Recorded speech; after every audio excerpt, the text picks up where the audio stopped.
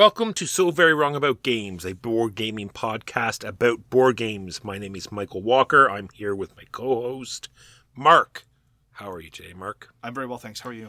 Very good. We're back. We're back. We skipped a week due to some weather, but we're here, and we're going to talk about the game we reviewed exactly 1 year ago, then the games we played this week and last week. And that should pretty well round us up for more than an hour. So no topic and no main game, just a whole bunch of games we played over the last 2 weeks. And some news, and why it doesn't matter. It's true. So, Walker, what did we review last year? Exactly 1 year ago, we reviewed a game by a fairly unknown designer. It's Raw, pretty well considered one of the worst bidding games out there. Your sarcasm is just so straightforward. So this was an honor. It was episode 270. I found it odd that it took us 270 episodes to review Raw. What happened there? It is because we timed it with the 25th Century Games new version. Gotcha. And because listeners were interested to hear us talk about it in a sustained way. I mean, so there we were. And not that we didn't play it a ton. Like I said, Raw is one of the greatest bidding games that are out there. There are situations that may arise where, say, it's a 5-6 player game, and then everyone passes out, and then it's only one or two players, pulling for the bag. Everyone's chanting chicken. Lots of excitement. Because that's the thing that truly elevates it. I mean, Reiner Knizia has done a number of truly excellent auction games. The thing that makes me prefer Raw over something like Modern Art has a purity to it, and it's about market evaluation and risk. Raw is also about risk, less about market evaluation, and it's that push your luck element. I've experienced no game that does push your luck half so well as Raw does, because you're in a situation where you figure, all right, I've got the currency, I can win this lot. And then suddenly you just push your luck, you try to make the lot better than it was, and suddenly it's become a poison pill because something came up that is so terrible that you now have to reevaluate all your economic decisions. And every tile pull can completely cause the value of the lot to change for everybody. It's marvelous. And it really is one of those games where sometimes you play those games where it's not even a complexity level.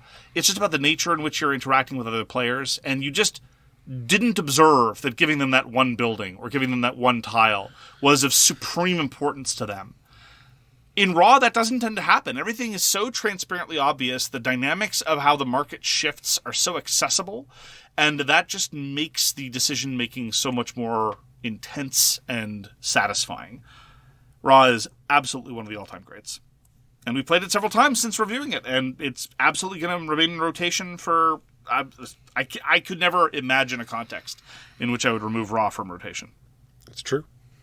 That is Raw by Reiner Knizia, originally published by Alea in 1999, but has been reprinted many a time, and if you can find it, my recommended edition is the Uberplay edition, although, to be frank, I'd be very curious to try the Dice Tree edition, although it appears rather, to use a word from the pre-show show, to use a word from Furnace Time, looks a little garish. Just a little. So, now onto the games we played last week. Walker, what did you play last week? Mark, listeners want us to try Mistborn, the deck-building game. It wants us to know it's a deck-building game, so they put it in the title. Well, this is to differentiate it from a number of other Mistborn games, because Mistborn is a fantasy universe by Brandon Sanderson. Yes. Right from the Wikipedia, it says it's a series of epic fantasy novels. Yes. By American author Brandon Sanderson. Do you have any experience with Brandon Sanderson? I do not. Yeah, neither do I. Mistborn, the deck-building game, on the other hand, is designed by John D. Clair, put out by Brotherwise Games, and it does a few twists on the standard deck-building system. You have this sort of palette of different elements of metals, and you're going to be using them to cast different cards out and buy cards. The characters are allomancers, which means they do magic with metal. Apparently, I thought they were doing magic with owls. That's why they were called allomancers. Allomancers. Oh, yeah. So this is all making more sense now. Common mistake. All right. Apparently, they swallow the metal, and that gives them some ability, and that's called burning. what do they think? They're cosmic frogs, and they've got a star in their stomach. I don't understand, but I'm sure in context it makes sense. Brandon Sanderson has his fans, but the upshot is that you have, as Walker says, a variety of metals, and you have some ability to just generate some metals every turn that goes up as the game progresses, and or you can discard cards of the appropriate type to power other cards of the same type, or superpower existing cards of the same that type. You've already cast as well. I'm sure we're going to be playing it a lot more because we sort of enjoyed our play of it. So I'm sure I'd like to, figure out different strategies and stuff like that. It's in an interesting space because it's very similar to Shards of Infinity or the Realms games. A lot of it is about generating combat, and you advance along a training track which determines how many metals you can use. That is not entirely unlike the mastery system in Shards of Infinity. It also has a solo/co-op mode, not entirely unlike Shards of Infinity, but it is significantly more complex than Shards of Infinity. There's a lot more things that you can do with the cards. There's been a fair degree of creativity in terms of the effects. The universe of effects is significantly larger, but not nearly as large as, say, a game of Dominion.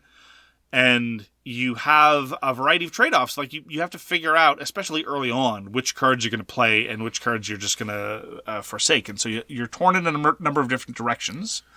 And that, in turn, influences your purchasing decisions. It is also longer than Shards of Infinity. This is to be expected. It is not an uncomfortable length, but you have to understand what you're getting into. This is definitely, closer to the length of something like Dominion. It is not nearly as long as the more sustained deck builders, like any of the longer co-op ones, or even not even approaching something like Imperium. But it is much more of approaching the middleweight as far as a lot of the other lighter things. And it's been a while, frankly, since I played a new deck building game that was in this sort of sphere. Most of them have been super light or indeed experimenting on the heavier ends. There were some fiddly bits, like there's sort of like, I don't know, it's a turn track or sort of boost yourself up every turn. Before your turn begins, you have to make sure you move up the track. Next person goes, they move up the track. Next person move up the track. It's shockingly easy to forget, yeah. And then you have all, like I say, a plethora of different elements that all have tokens that you're moving on and off your board. It's a minor thing, but it just seems a little bit fiddly for the weight of the game itself. Well, it's definitely a lot fiddlier than most deck building games, certainly of its weight. Again, because most deck builders tend to be very, very simple, and the overall approach to deck building, certainly post-Dominion, has been play all the cards in your hand. So the moment you're no longer playing all of them and you're only playing some of them, that also adds a certain level of, you might want to call it fiddliness. I wouldn't necessarily classify it in those terms, but I understand where you're coming from. And like I say, it's just been a while since I played a deck builder of Mistborn's weight, of the overall approach that it does of kind of synthesizing the combat scoring purity of something like Shards of Infinity with a little bit more Baroque effects. And I enjoyed it. I have a certain number of questions about the universe, like taking these details of the universe out of context. Again, no shade on Brandon Sanderson. I'm sure the novels are very good. He's a very, very popular and acclaimed author. But the co-op version, for example, has you fighting the despot who is in charge of the city. And his name is, and I quote, Lord Ruler. I have to assume he's some kind of measurement fanatic. He's got a variety of accomplices like Lieutenant Protractor and perhaps the Grand Marquis of Measuring Tape. Well, he's trying to keep their imperialists, you see, Mark. So they're trying to keep the imperial system in, and the evil metrics are attacking. You see this? Maybe I did read the Something books. All makes sense. This is all coming back to me now. I think I did. I must have read the books. That is Mistborn, the deck building game. And I saw no mist. Yeah, there was no lots mist. Of metal, no mist. No mist. Got Cerebria the Inside World to the table after many months of attempts. Now, the problem with Cerebria the Inside World is that if you're playing with new players, you want to play with 4. You can play with fewer or you can play with more, but at that point, you're typically bringing in the expansion. And I would prefer not to do that with new players. And so to keep things as simple as possible and to exploit the team play element, 2 teams of 2 is the way to go, especially for first play. And this is not a number that we frequently encounter, but I had the opportunity, and after a number of attempts, this is one of those things where you really have to exert a certain degree of effort, because no one's going to stumble across a Mindclash game and just pull it out at random. And the rules explanation is definitely burdensome, and the terminology is exacting, and you have to refer things by the appropriate terms, or you're apt to get confused. All of that having been said, Cerebria the Inside World is a fabulous game and well worth the effort. And I found it very gratifying that everyone else at the table truly appreciated it and really enjoyed what was going on and found the team play very, very satisfying. And so it's not just a 2-player game that's been stretched out into a 4-player game. It is absolutely a 4-player game. I will also say, I commented about this in the context of Race for the Galaxy, and Charlie Teal is going to be talking about this too, and I'm very interested to hear his thoughts. I found the complexity of the rules explanation of Race for the Galaxy to kind of be much lower than my recollection of it from, say, 10 years ago. And I did indeed find the rules explanation for Cerebria, burdensome. It's about an hour rules explanation for about a 75-minute game, which is wild, not entirely unlike some of the PAX games.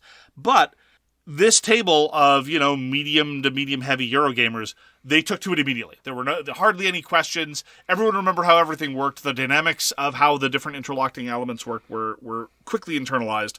And so I do think that the increasing complexity of your contemporary hobbyist game is at least paying some dividends in terms of comprehension. So I do appreciate that.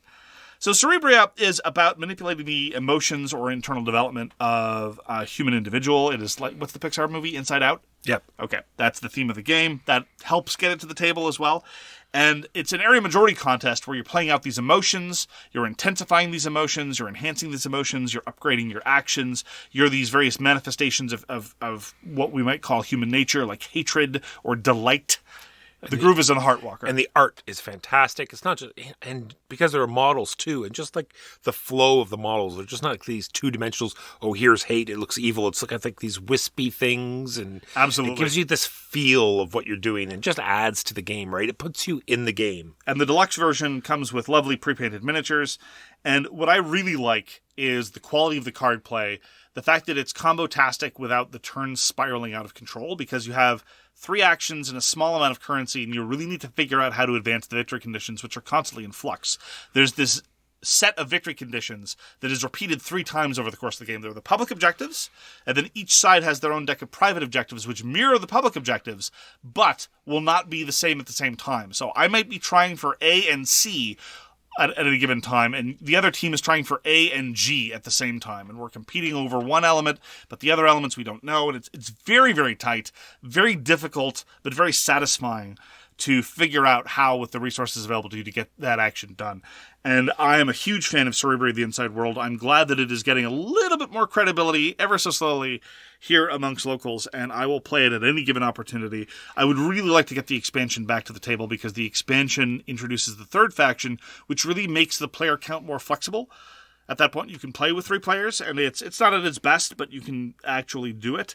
And the 3rd faction more or less wants to orchestrate ties, as one might imagine. And Cerebria is extraordinarily well done. It was back before Mindclash had stumbled with dinosaurs. It's tough. People stumble with dinosaurs. It happens. Yeah. I see it in movies. Cerebria: The Inside World was designed by Richard Amann, Viktor Peter, István, Pócsi, Frigyes, Schőberl, Nick Shaw, and Dávid Turczi, published by Mindclash Games in 2018. It was their 2nd design after Anachrony, and for what it's worth, it and Voidfall, I think, are their best work. So Mark was nice enough to bring a game to the table called 1793 Patriots and Traitors. This is designed by Jason St.Just and published by Sound of Drums. And I'm going to compare it to Twilight Struggle, because it's not just one of these, one thing in the game like I usually do. It is very similar.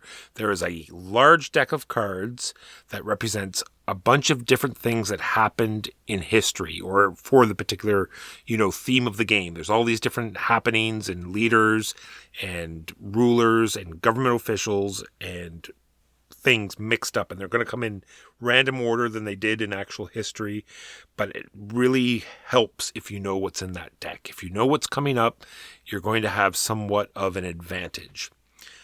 Every player has their own sort of small mini way they can win. Very difficult to do, but you can do it. But then there's this overall... Not every player. Not every player. Some players have this. Then there is the overall way everyone can win, which is like this sort of area majority map, and you're trying to, make sure things don't happen there. It is very much a policing game. You have to see what the other players are doing, stop other players from doing things. I feel as though that there is a game there, but it is one of those games that the same group of people need to play it multiple times, I think, to get the most out of it. I don't think it's going to really shine at a sort of one-off and then it brings more players in and try it again. I really think it's a play a few times with the same people, then it will start to shine. I understand your comparison to Twilight Struggle, but I disagree in the following ways. Twilight Struggle stacks its historical events into 3 different decks and highlights the scoring opportunities in each deck. And so in teaching a new player who is utterly unfamiliar with the overall historical dynamics of the Cold War, you can nonetheless tell somebody, okay, in the early deck, these regions will score. And so these are the regions that are more likely to be more important in the first couple of turns of the game. Oh, okay, and we've now proceeded to the middle game. We can now care about this. If you then know a little bit more about 20th century history, you might know, as the Americans, that if you dump a whole bunch of influence into Cuba before the Castro event comes out, well, then you're probably going to have a bad time. And the same is true of Egypt. The same is true of a variety of other places.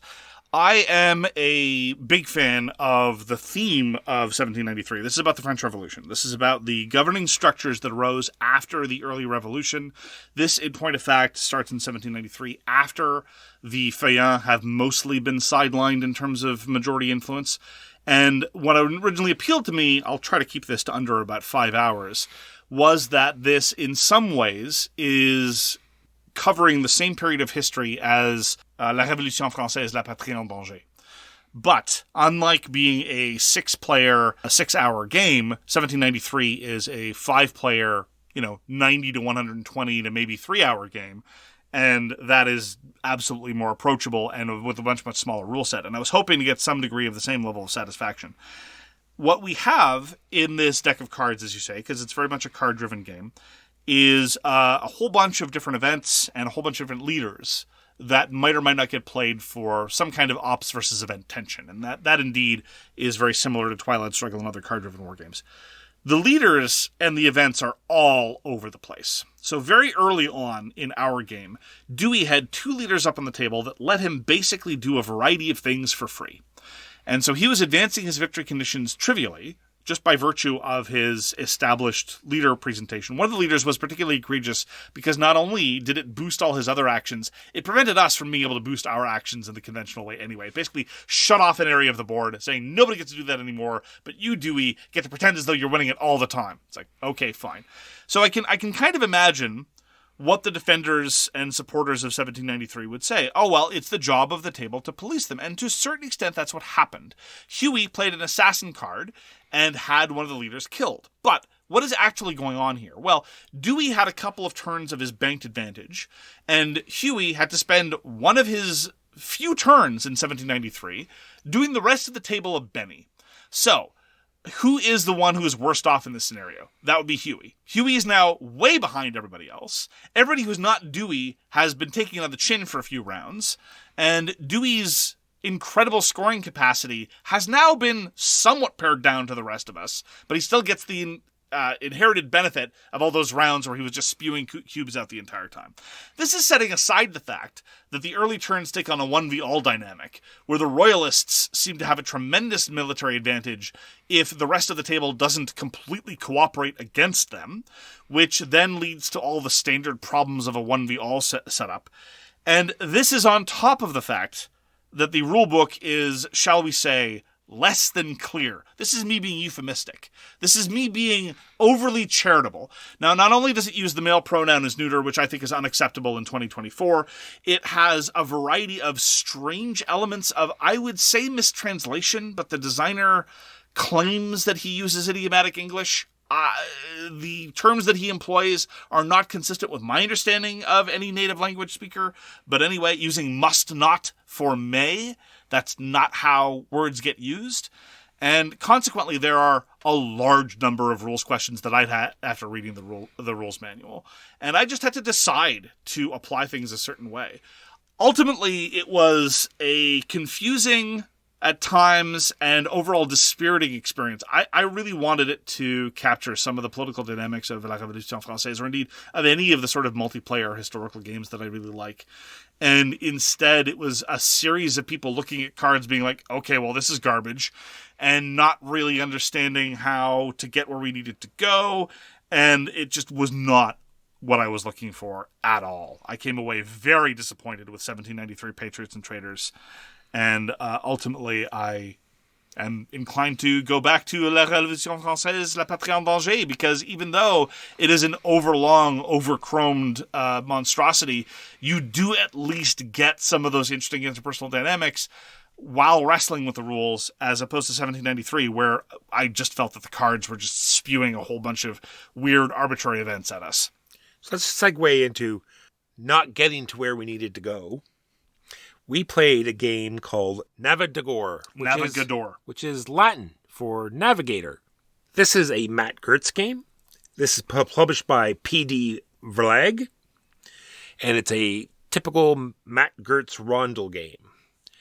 And what's supposed to happen is everyone is supposed to advance through the game, pushing forward, and eventually getting to Nagasaki, where the game will end. Well, not necessarily. Well, I mean, that is how the game ends. That's one of the two end-game conditions, true. And how many people are pushing for that is a function of players' decisions. True. But we had one player who ended up going very hard at colonizing things. So the other players invested less into boats. And at the same time, we had another player invest heavily in docks or shipyards, which made it harder for the people to get boats. So the incentive to get boats was almost negated by these two reasons. So there wasn't this normal push forward in the boat area, which I think led the game to last longer than it normally would. Yes, it was somewhat longer than most games are. Navegador is usually 75 to 90 minutes. This was about 90 minutes all told. It was a little bit on the longer end. But again, this was an organic product of the various choices that people had made. And it wasn't just one player who colonized heavily. Both Huey and Dewey had a long stack of colonies and a considerable economic output as a consequence. And mostly the factor that led to the monopolization of shipyards was because multiple people went heavy into churches, which is the other high victory point expensive building. Overall, I thought it was great. It had this very interesting sort of stock manipulation where you sold goods and processed goods and moved the market up and down. And you could see how, once people got into different sections of the map, it would spike the different commodities and you'd have to quickly try to get the factories in place so you could start utilizing these goods. I think I would like to get back to Navegador again and see how it would play differently if the sort of flow worked sort of the way I think I don't want to say supposed to go, but I think it might evolve differently with a different play. Okay, well, frankly, I think part of the blame can be vested on me because I was the one who had the shipyards and I just never built ships.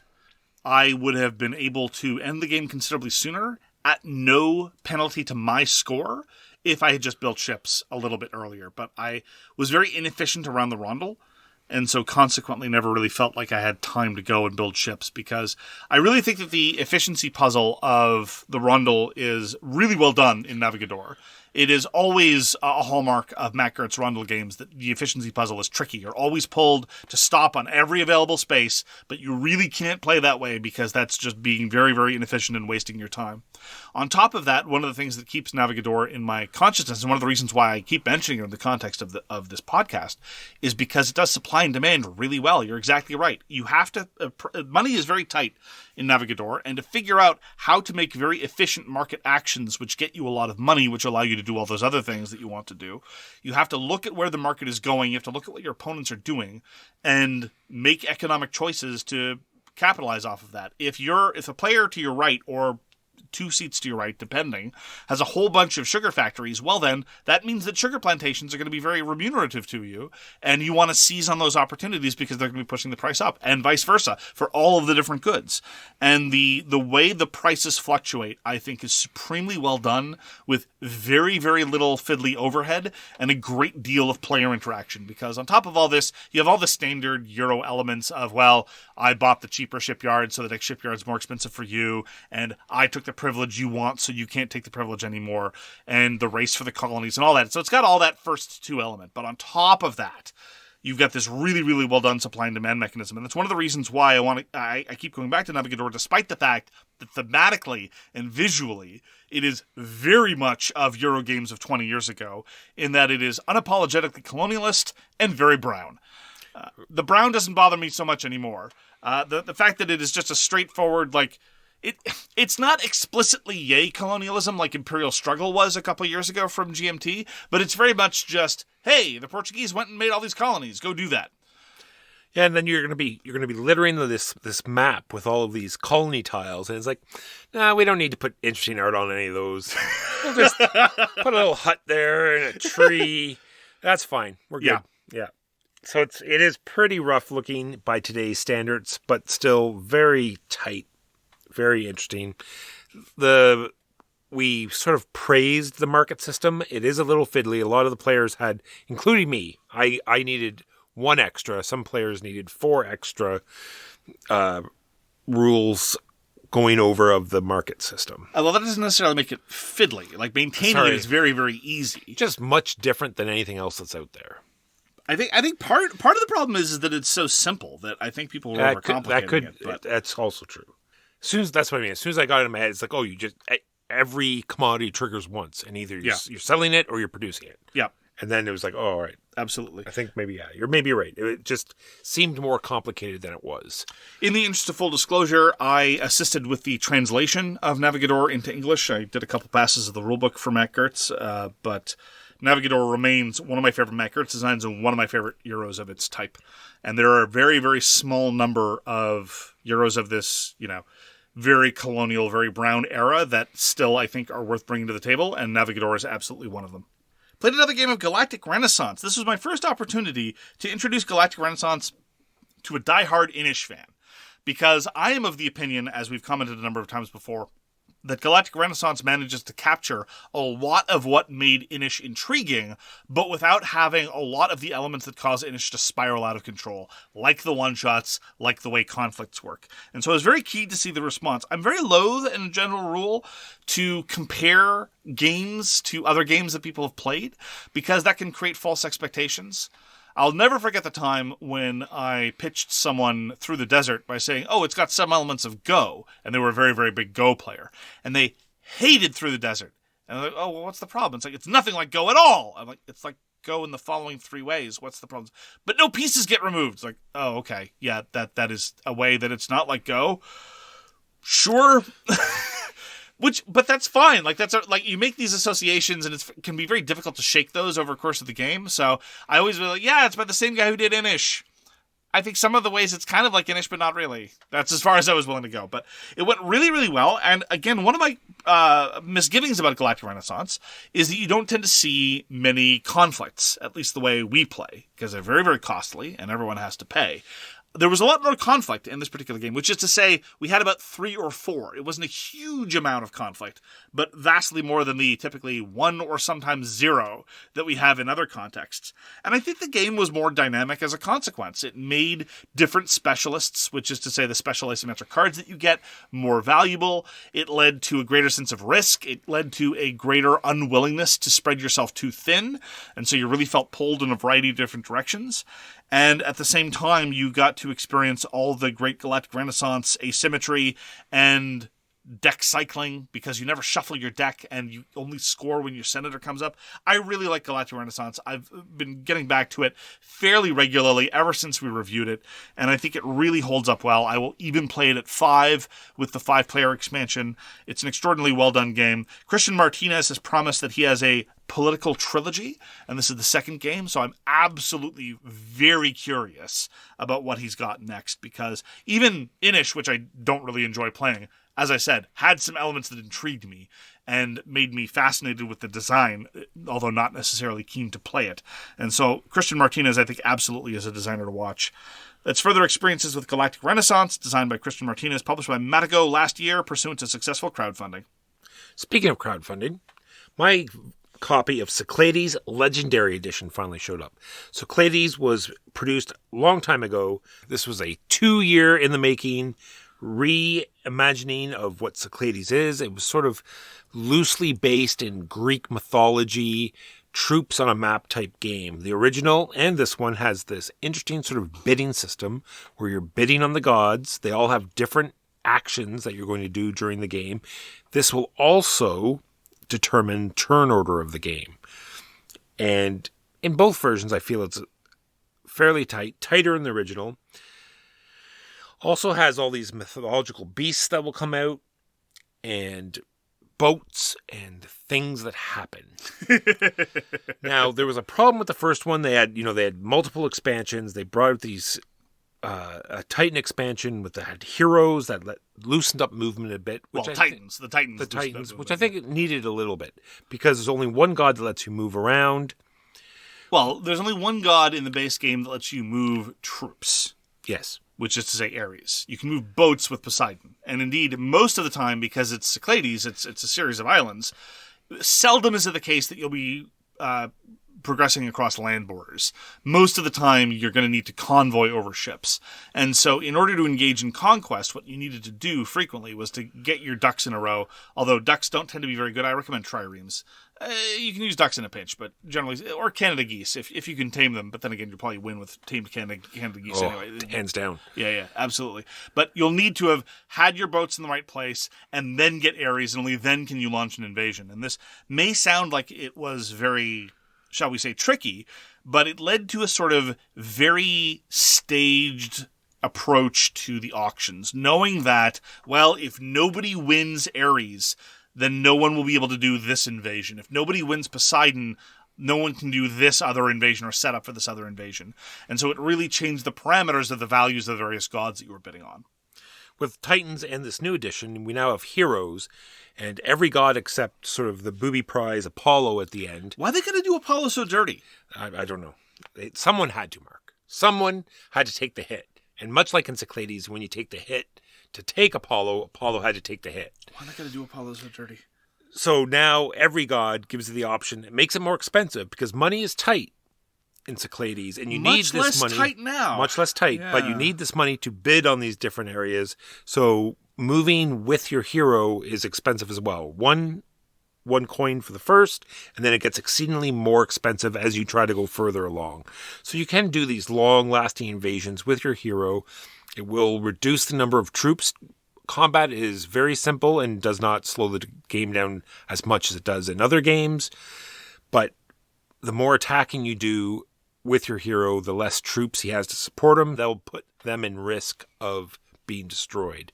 The other thing they did with heroes that is new in this new edition is that they all have a discard ability, which will make you not have a hero anymore. And much like, making it very difficult to move and move your ships, there is only one god that will let you buy a hero. So the fact that you have a hero, one hero in the whole game, is pretty big on its own. Everyone multiple heroes.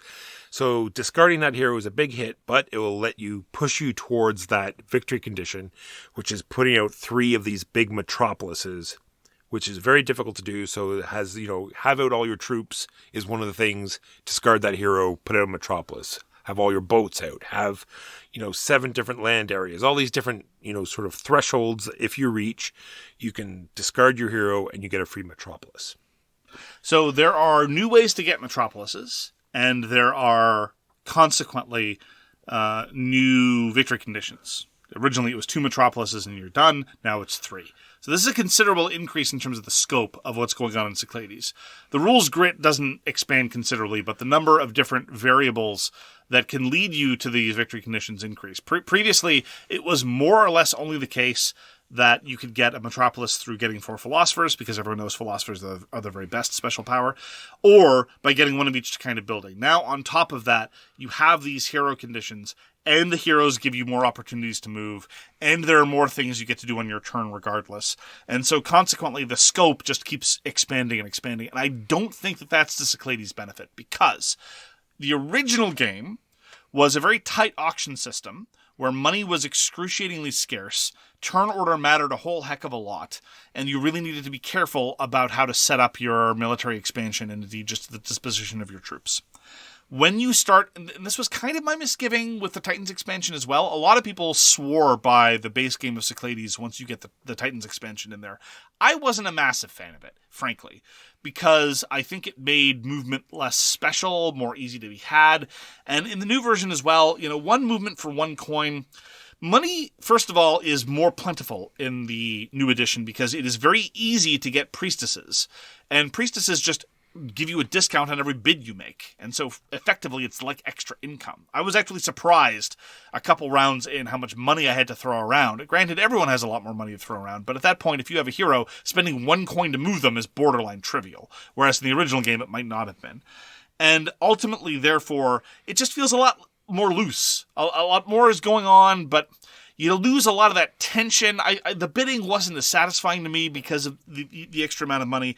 And to sum all this up, to sort of conclude all of these details, the base game often ended in a very, very unsatisfying way because there's this random deck of monsters. In particular, one of them is infamous, and anybody who's played, I think, Cyclades multiple times knows what I'm talking about. This is the Pegasus. The Pegasus says, teleport a unit of troops from anywhere to anywhere. The odds of there being an undefended building that could get you a Metropolis or a flat Metropolis by itself, usually pretty high. It was so bad that there was also, you had to pay attention to the monster that says fish a monster from the discard pile, and you cared a great deal whether that came up before or after Pegasus did. I haven't played Cyclades a huge number of times, but I'd say a very high proportion of them get ended on the Pegasus. And we played the new expanded Legendary Edition. I was somewhat surprised that Pegasus is still there, and sure enough, Pegasus was used to snag a Metropolis at a crucial time. So, I don't know, man. That's what I'm saying. In the game I just played the other day, it was literally, I had 3 Metropolises. I was going to win. There was 1 player left to go. They paid $1 to look at the top card. Zeus says you get to play the top monster off the deck for $1 if you want. Guess what was on the top, Mark? I'm going to guess Pegasus Walker. Pegasus. So, yeah, so they get 3, because they only had to pay $1 to get it. They had more money than I did, so I'm not complaining that I lost. I'm complaining, it might sound that I am. And, there's 2% sprinkled in there about me being salty. Okay. Well, plus but the rest of it is after a 2-hour game, for it to end like that is kind of disappointing. I agree. It is not a very satisfying end. I don't really remember Cyclades ever ending in a way that I regard as satisfying. It doesn't really play to its strengths. The auction is great. The auction is tense and tight, and if you introduce more money and more things that don't care about what god you won, like the heroes, I think you are undermining the central conceit of Cyclades.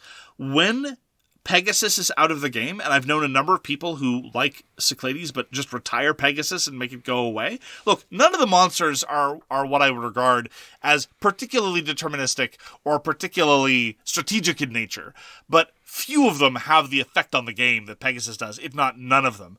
And it just encourages or increases the proportion of times that the game will end in an unsatisfying way. I don't know if it fundamentally does violence to the balance of Cyclades, either the base version or the new legendary version, to retire Pegasus entirely, but that would certainly be my preference, all things being equal. I have to say that this new edition looks fantastic, has these very miniatures, look great. Everyone has their own little storage case with boats and troops. Looks great, sets up nice. It teaches much. I don't know why, but it seemed to teach much easier than it used to be. Really? I think there's a few things they've changed. Like now, if you have a monster figure on the board, now you have to forfeit those priestesses in order to keep them on the board. So that's going to reduce that income. I think this is why I'm more disappointed. I really hope that all the problems were fixed, and they were not. It was just a disappointing games. Both of them were.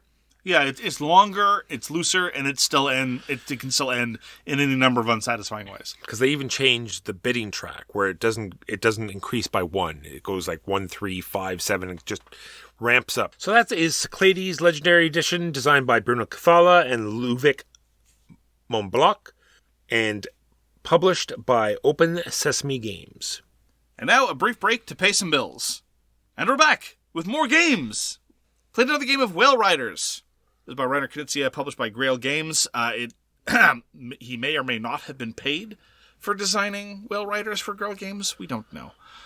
But I love Whale Riders. It is one of my favorite family weight strategy Euro games.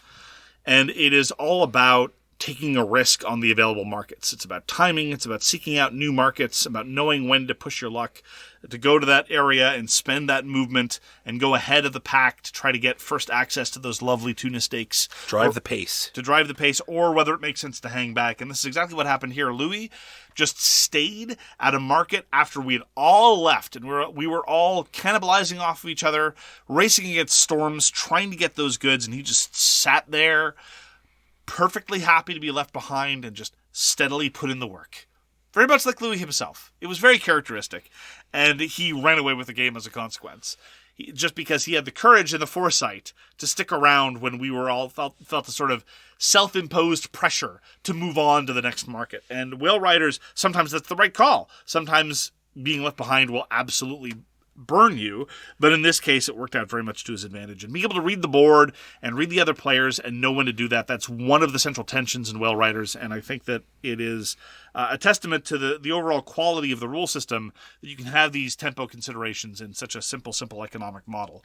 It was a joy to get back to Whale Riders, big fan of it, and it is always on my mind when I have to think of a relatively quick, very, very approachable rule set. Reiner Knizia, Grail Games, 2021, Whale Riders. Last episode, we talked about Figment. This is one of the new Magenta games put out by CMYK.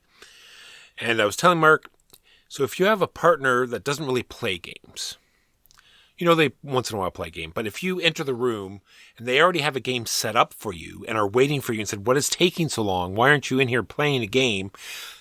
This is a testament to how good this game is, you see. So in Figment, the artist is SMLXL. Now, I sort of looked this up, and I think this is a sort of a publishing company. So I'm not sure. I typed it in, and one of these publishing companies came up. And so maybe it was them, maybe it was something else.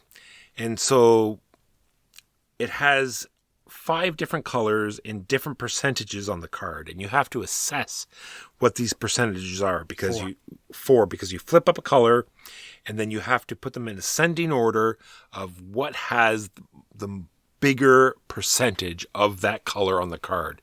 And these cards are fantastic looking, very sort of nouveau, arty, weird conglomerations of these colors, and it leads to lots of talking and speculation and back and forth, and overall is just a well put together game. And weird heuristics. Yes. Where you're trying to evaluate the total surface area of circles versus these weird jagged lines versus these weird waves versus these weird tessellated. It's so strange and challenging. And what colors are covering up other colors and how much white there is on the card.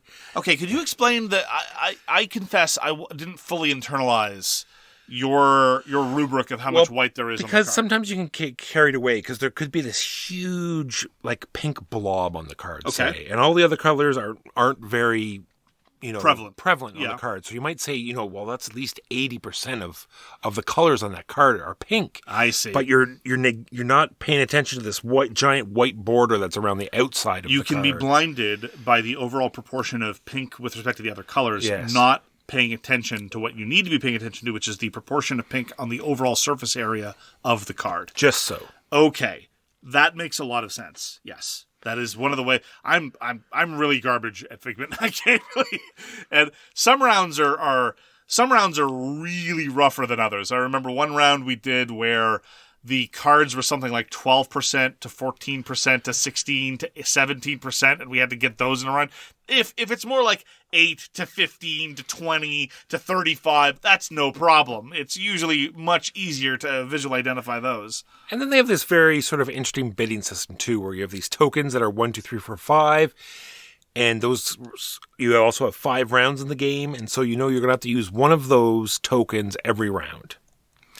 And so you have to sort of judge. It's like, well, every round is going to be close, but this round we're definitely sure we've got this in the right order. So we're going to use the 5 this round. That's going to add to your score. And then on top of that, you get to choose which end of the sort of ascending cards you're going to start from. Because if you're really sure about the start and you're not sure about those last 2 cards, then you can start at the low end. Or if you know near the end you got it right, then you start with the high cards and work your way down. Lots of solid things happening in Figment. So it's just a plain score attack system, which is not my preferred version, but as you say, the choice of the tokens and the ability to decide to start from one end versus the other does give you a surprising amount of control and decision. What is your best result so far? I have yet to crack bronze. Like I said, Butterfly and I have gone into the advanced game. Oh. So we go up to 6 cards, and you have to get them all in order, and we have cracked into bronze in that. So we hit gold a bunch of times in the normal game. Okay. So we said that, well, why don't we just go up to this new part? And so now we're playing in the advanced part. Oh, I'm sorry. I didn't know that I was in the presence of an expert. I am going a lot on this Figment, so I don't want people to think that it is this heavy, elaborate game. It is. When we played it at our event this week, it was because I would like to play something in 5 minutes that I can teach in 5 minutes, and that's all it is. Very quick, very simple. You flip a card and you say, does this have more green or less green than this other one? Yeah. There you go. And yet it is, there's a lot there because it was, a friend of ours came in that we don't see very often. It's like, well, I was on my way out, but I want to play a game. We got it out, taught, there was 5 of us, so I taught, 3 new players how to play. They all seem to enjoy it. Figment.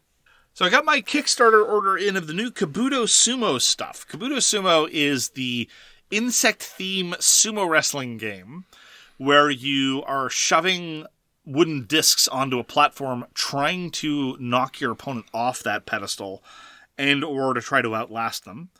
And the new expandalone is called Kabuto Sumo Sakura Slam. It introduces a whole bunch of new wrestlers. It introduces a new mode, or at least standard set of rules for the 2-player game, which can help alleviate complaints that some people have occasionally encountered where there can be a bit of a stalemate, where you're constantly just shoving back and forth, no one making any progress. I have not encountered this difficulty, frankly, very often, maybe once in the dozen or so games that I've played.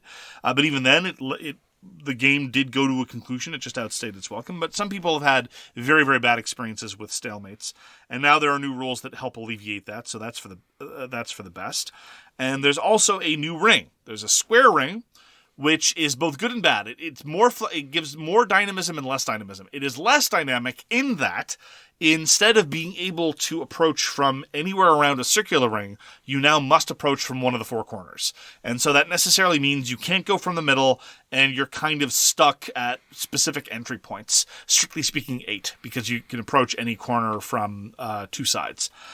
It is more dynamic, though, in that a number of the powers and even the base rules encourage you to go to all 4 corners as much and as often as possible, because you can cash in tokens that you put on the corners, which you get every time you push from that corner, to do various things. And so it will not lead to a sort of I always push from the same angle situation, which some people have encountered in Kabuto Sumo. I adore Kabuto Sumo. I've always been tickled by the theme. I've always been tickled by the execution. I love the special powers. So many bugs come with their own custom wooden pieces that are sometimes jokey references to professional wrestling, sometimes are references to sumo wrestling, and sometimes are just random references like there's a reference to Teddy Roosevelt. Why not? Why not? It's Kabuto Sumo. Anything goes. And I don't have everything in the Kabuto Sumo line. Every Kickstarter gives you an opportunity to reflect on the various promos and elements that you don't have, and therefore represent a hole in your heart. But I've abandoned my completionist impulses. And so I was very pleased with myself to notice, I don't have the following insects for Kabuto Sumo. That's fine. I have lots of Kabuto Sumo. I also got my little Beetle Rikishi plushie, which is very adorable. And I've got the upgraded wooden rings, which I haven't had a chance to use yet because I only played with the cardboard ring of Kabuto Sumo Sakura Slam. It was, as I said, it was both more dynamic and less dynamic all at the same time. And I mostly just appreciated being able to experiment with new powers. One of the bugs actually has a custom piece that fits on top of the turnbuckle, effectively, the corner post. And when they cash in their power, when they activate it, they just get to spin it around 360 degrees around that corner. And anything that gets knocked off, they get to keep. And so that basically locks down a corner of the board where the opponent doesn't want there to be much action because they might be able to pocket everything that's going on there. Anyway, I'm a big fan of Kabuto Sumo. It's a small and delightful game. You can get now one of two expandalones, either the base game Kabuto Sumo or Sakura Slam. And I think that the components are extraordinarily well done. And it is just a joy to play, whether or not you are motivated by the theme of some various references to wrestling in general. So, Kabuto Sumo Sakura Slam, designed by John Brigger, Michael Dunsmore, and Tony Miller, fulfilled near the end of 2014 by All Play, pursuant to successful crowdfunding, Kabuto Sumo. Portmanteau is a cooperative game of linguist fusion designed by Robert Fisk. Now, you'd think Robert Fisk, that's a very board game designing name. Not so much, he hasn't designed many games. This is put out by Doghala Games. Which itself is kind of a portmanteau. It's true. And so what a portmanteau is, you take two words and you fuse them together into one word. That makes no sense. So like smog, which is smoke and fog, or spork, which is spoon and fork. So what you're doing is you get... Or the celebrity smush names, for example. Some of those are pretty funny. It's true. Yeah. So you get a bunch of sort of Dixit-type images, or more like codename pictures that are definitely going to be a one-word thing. And then you get a little bit of... Try to make it a one-word thing. And then you put them into a grid. And then you have sort of a grid deck where you draw two of them. And it'll tell you which two of those words that you have to fuse together. And they give you a little bit of, play on... You get to sort of say what that image is. It's fairly standard, but you can... you have a little bit of play. But you don't want to use too much play. Your job is to be understood, so there's no reason to go wildly afield of what the picture is. And then you need to take the back of one of those words and the front of the other word and mash them together and then say your word. And then it is the job of everyone else to infer which two pictures you were told to make a portmanteau out of. And then the other difficult part of the game is that you need to, there are a bunch of numbers at the top. You need to get through all those numbers. It goes from 3 to 8. And you have to form words as you go around the table. Everyone gets turns that have those many letters in it. So the 3 and the 4, very difficult. Even up to 8 sometimes can be difficult as well. Oh, I don't know. I find 7 and 8 really easy. Those 3-letter portmanteau, that's one letter from one word, and the last, either the first two or the last two of another word. I find it so difficult. You did a great job of it, the game you played, but I find it so conceptually difficult to find a way to identify one of the 9 pictures with a single letter that won't cause confusion. It's true. I love wordplay games. I love this game. Looking forward to playing it some more. What else do you have to say about it, Mark? Portmanteau is really well done. It's reasonably quick, and it encourages you to try to think a little bit laterally. You don't have full latitude in terms of what you're going to pick in terms of the pictures that you're trying to indicate, but you have a certain degree of latitude in terms of what you specifically call them. Some of the pictures aren't particularly transparent, and a certain amount of latitude in terms of how long or short the portmanteau is going to be. Now, near the end of the game, your options diminish, and so you end up being forced. But I find that level of creativity is just enough, and I really appreciate that level of ingenuity on the part of other people. I'm not good at the game, so I'm not really in the position to portmanteau to talk about any past successes. I've mostly had misplays. This is a review copy we got from the designer. I will say, though, that a lot of the pictures are strangely like managerial or org charty. There's a lot of stuff that you might think is like a clip art on your PowerPoint deck, and it's just a very high proportion of that, and that's weird. and not especially satisfying, I gotta say. Other than that, the pictures for the most part are good. Very much in the vein of probably this one thing, or could be one of a couple of things, which again is a good level of ambiguity. But the number of things that just look like an org chart are utter madness. I do not understand where they come from, and I don't understand why there's this high a proportion of it. And I don't think it serves the game very well. And sometimes it comes down to a lot of just straight out guessing. Like random, it's like, okay, well, these last 3 things will end in orc, so we'll pick this one because he might have picked that one. A lot of co-op games can descend into guessing, and that's fine. Portmanteau, a cooperative game of linguistic fusion by Robert Fisk and Doug Holla Games. That's where especially noble canine warriors go after they die. Finally, played a game called Dragon Valley. This is a game from 2012 that I played shortly after its release, and is now been crowdfunding again after more than 10 years. There's a new expansion on Kickstarter. More on that later. We'll talk about it in the news segment. This was designed by C.W. Karstens and self-published under the label Diamond K Games. This is an I Split You Choose game. You can play it from 2 to 4. I've played it at those player counts, at the player counts 3 and 4. I do not recommend it at 4, because then there's this weird, awkward forced team element that gets shuffled back and forth. In a 3-player game, you divide everything up. You get a bevy of buildings and cards and units, some of them enemy, some of them friendly, in a random distribution every round. And you divide them up into 3 piles, and the other 2 players each pick their pile, and you end up with whatever's left. Now, fortunately, the splitting is not always taken care of by the same player, because, of course, it is disadvantageous to split.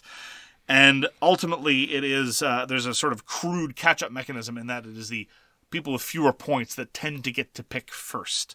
What I really like about Dragon Valley is 2 things. Number 1, I enjoy that you're drafting the enemies that you're facing. At the beginning of the game, it can seem daunting. It's like, oh, I don't want all these enemies. Later on in the game, you desperately want them, because the machinery of death that you've developed in your particular lane is so good that they're just points to be had. And so managing that tipping point is interesting, and managing that strange dynamic is really cool, about how suddenly units, they're super valuable at the beginning of the game, but later on they become less valuable because you've got all the buildings in a row and you don't really care. It's fine. You just want more things to kill. The other thing that I really appreciate about Dragon Valley is that in the first Kickstarter campaign, there was this absurd gonzo promo called Dragon Valley Tourneys that speaks to my fundamental preferences as a human being. There's a bit of downtime in Dragon Valley because the person who's making the split, they don't really have much opportunity to further their own interests. All they can do is make mistakes. And so sometimes that leads to a fair bit of analysis paralysis as they're figuring, these over a dozen elements to split up in 3 lots. And they know that the stakes are high. So, what Dragon Valley's Tourneys does is it introduces an absurd series of minigames based on dexterity and or rock, paper, scissors that the other players do while the splitter is splitting. And under certain conditions, if there's enough time and if they complete the minigame, they can score a real in-game point. And that just adds just enough pressure to make sure that the splitter gets their job done. It is ridiculous, and I love it. And that element, I think, is what I love most about Dragon Valley. Dragon Valley Tourneys is not an especially good set of dexterity challenges. It's not a particularly satisfying set of rock, paper, scissors things, but it's great, and I adore it. The fundamental game itself, I think, has held up reasonably well. I suspect I may be somewhat alone in this. Rocker, what are your thoughts? It definitely felt like a game that was 10 years old. How so? It just, the production and just like a lot of the stuff that was left behind, like you're drafting all of these buildings, and almost all of us had this giant stack of buildings off to the side that we just never used. And in today's design, that would never happen. That is true. You wouldn't have this stuff that you would just not use. And like Mark said, there was two paths that you can go down, and I would say that you need to do both. I unfortunately just went down one, and therefore had not as a good time as other players. I should have diversified. Because there's so much randomness. You're going to get random units out of the bag paired up with random monsters coming out of the bag. So if you just go into making this intricate sort of, like Mark said, death machine where the monsters come in and they get pushed off the cliff, then you're relying on the right monsters and or monsters at all coming out of the bag. Whereas if you rely on units going out into the field and conquering these faraway places, then again, you're now hoping that units come out of the bag, and not only that, you get them, or they're put in the lots that you can get, or the right units that you need come out. Anyway, lots of randomness. I mean, I feel that that's mitigated enough by the fact that there's this draft and the I split you choose elements. It's not the case that at the top of the round, everyone gets 4 cubes from the bag and that's that. You can look over and see, oh, Mark scored 12 points by turning all the dragons into lemmings last round. I should try to make sure that any lot with dragons includes a poison pill that's either bad for Mark or even is just by itself. So if Mark takes it, that's all he's going to get. And so I think that there's a certain amount of control one can exert in these contexts. There is. No, I'm saying you can control what people pick, but whether monsters come out at all or the monsters that you need come out, like maybe dragons won't come out at all. It's true. And you get no dragons. But anyway, I would play it again. And like I said, I would diversify and therefore, rely less on the right units and the right cards coming into my lots that I might bid on. Yeah, Dragon Valley, I don't think has the makings of a perennial classic. It's not the kind of thing that I'm going to be recommending all the time. But I do think it does a couple of interesting things in the I split you choose element. Although I agree with you that some of the finer details, whether it's the way resources enter the system at a broad macro level, or if it's the way that so many of the buildings end up unused, does indicate that there's some rough edges that ideally could be ironed out. I mean, I'm going to take a look at what the expansion adds, but as it is, Dragon Valley is the kind of thing that I've played, 3 times over the course of the past 10 years, and that seems like a pretty good rate. And then there's the cards. I'll just go quickly on the cards. There's also a deck. I don't even want to call it a deck of cards. There are a few cards. In our game, there was 5. So there would be 5 cards that were dealt out every round that get added into the lots. And of this deck of cards, there are 3 that are useful. The rest are situational and borderline useless. Well, no, but because they're situational, that is further grist for the allocation and distribution. Let's focus on the revolt card, right?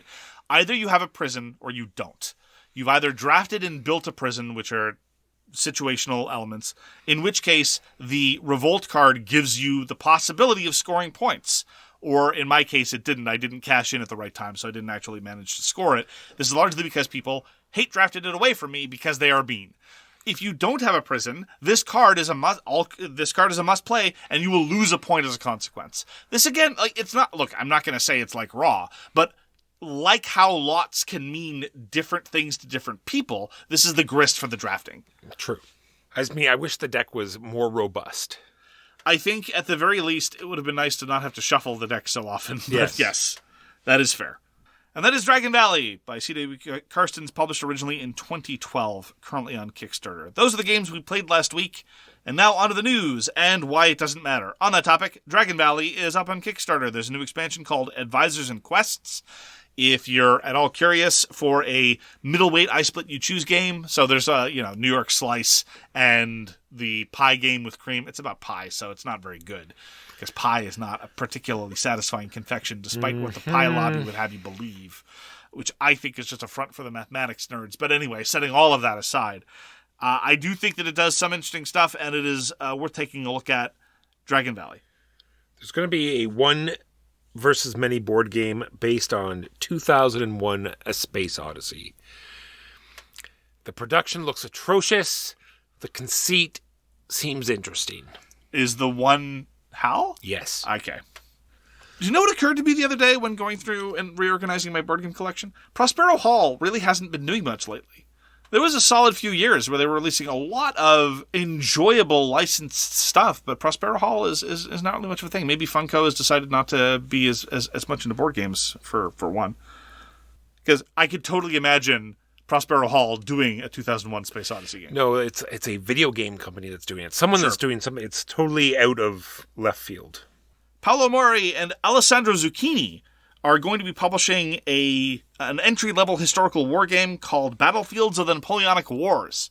I love me the Napoleonic Wars. Well, rather, I find it an interesting period of history I'm not in favor of bayoneting people to death. Contrary, don't let the rumors on Reddit lead you to believe otherwise. Like, not in the back, right?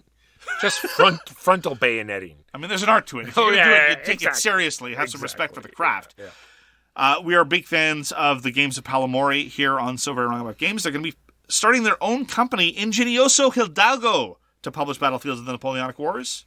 It is slated to come out later this year. Lastly, from me, there's a game that the art is fantastic. It's called Freya's Swamp. This will be a game from the same people that gave us Terra Mystica and Gaia Project. So, the pedigree's there. It looks a little interesting. You're moving out and exploring the swamp. You're drafting these sort of guide cards that are going to give you like an ability and sort of the turn order. And I haven't read that much into it, but just the art alone looks fabulous. So more to come, I'm sure, about Freya's Swamp. It's Feya's Swamp. Feya's Swamp. Yeah, there's no R there, Mark. There's no R, Walker. Don't pronounce the R when it's not there. I was thinking this was going to be some sort of weird Norse mythology thing. I didn't know Freya had a swamp, but there you go. Can't imagine Freya in a swamp. Doesn't seem to jive. It's not her gig. Yeah, so she doesn't do swamps. Feya's Swamp, designed by Helga Ostertag and Anselm Ostertag. So that's going to do it for this week. Thank you so much for joining us for So Very Wrong About Games. We sincerely and genuinely appreciate that you decided to spend some time with us. It means the world to us. Thank you for your support. Thank you for your time. We hope to see you again soon. Take care of yourselves. Take care of your hobby. Peace! You've been listening to So Very Wrong About Games, a board gaming podcast about board games produced by Michael Walker and edited by Mark Bigman. You can find all our information at SoWrongGames.com. Special thanks to What Does It Eat for allowing us to use their most excellent song, FOS, as our intro. You can find them at WhatDoesItEat.com. We hope to see you again soon, and as always, try to be right, but remember, you're so very wrong.